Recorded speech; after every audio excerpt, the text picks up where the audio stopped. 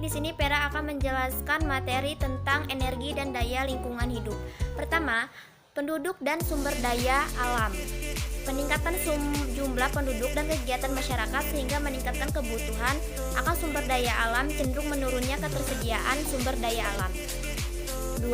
Pemanfaatan sumber daya alam dan pembangunan mengandung resiko terjadinya kerusakan alam, pencemaran, bencana, menurunnya ketersediaan sumber daya alam itu sendiri.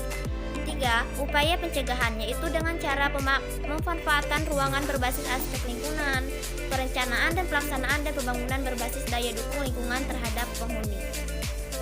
Itu kualitas hidup atau hasil atau kegiatan pembangunan. Sumber daya alam dan lingkungan. Sumber daya alam terdiri dari kapasitas penyediaan sumber daya alam atau yang disebut dengan supportive capacity dan lingkungan. Kapasitas tampung atau limbah yang disebut dengan asimilasi capacity. 3. Daya dukung atau yang disebut dengan carrying of capacity. Pengertian tentang daya dukung dan daya tampung lingkungan hidup yaitu daya dukungan hidup adalah kemampuan lingkungan hidup untuk mendukung kehidupan manusia, makhluk hidup lain, dan keseimbangan antar keduanya. Landas dan daya dukungan. Undang-Undang Nomor 32 Tahun 2009 Pasal 12 menyatakan dalam hal RPPLH sebagaimana dimaksud pada ayat 1 belum tersusun, pemanfaatan sumber daya alam dilaksanakan berdasarkan daya dukung dan daya tampung lingkungan hidup dengan memperhatikan a. keberlanjutan proses dan fungsi lingkungan hidup, b. keberlanjutan produktivitas lingkungan hidup, dan keselamatan mutu hidup dan kesejahteraan masyarakat. Pasal 16 yang berisi tentang dan daya tampung lingkungan hidup untuk pembangunan. B. Perkiraan mengenai dampak dari resiko lingkungan hidup. C. Kinerja layanan atau jasa ekosistem. D. Efisiensi pemanfaatan sumber daya alam. E. Tingkat kerentanan dan kapasitas adaptasi terhadap perubahan iklim. Dan F. Tingkat ketahanan dan potensi keanekaragaman hayati. 2. Permen LH nomor 17 tahun 2009 tentang pedoman penentuan daya dukung lingkungan.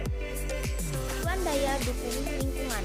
1. Perkembangan kawasan, perkembangan kegiatan, potensi dalam kerusakan lingkungan hidup, potensi dampak pencemaran lingkungan, urgensi penerapan daya dukung dan daya tampung lingkungan hidup, dan pengendalian perkembangan kawasan.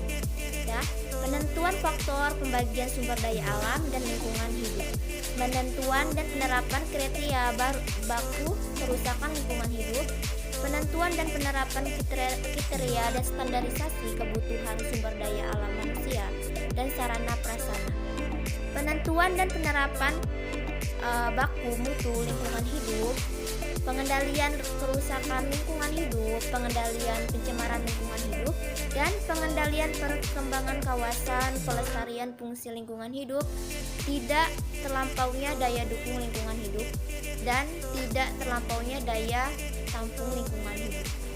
Ada 3 asas dalam penentuan daya dukung lingkungan. 1. Kesesuaian penggunaan lahan berdasarkan kemampuan lahan. 2. Neraca air. 3. Neraca lahan. Dari ketiga tersebut, penentuan status daya dukung lingkungan. Ada kesesuaian penggunaan lahan. Satuan kemampuan lahan atau SKL. SKL pertanian, SKL morfologi, SKL kemudahan dikerjakan, SKL kestabilan lereng atau SKL kestabilan fondasi. Analisis kemampuan lahan, arahan tata ruangan pertanian, arahan rasio tutup lahan, arahan rasio ketinggian bangunan, arahan pemanfaatan atau air baku, perkiraan daya tampung lahan atau versi dan pembatas pengembangan. Terus ada evaluasi penggunaan lahan yang ada di kesesuaian lahan, analisis kesesuaian lahan, rekomendasi kesesuaian lahan, dan kawasan lahan.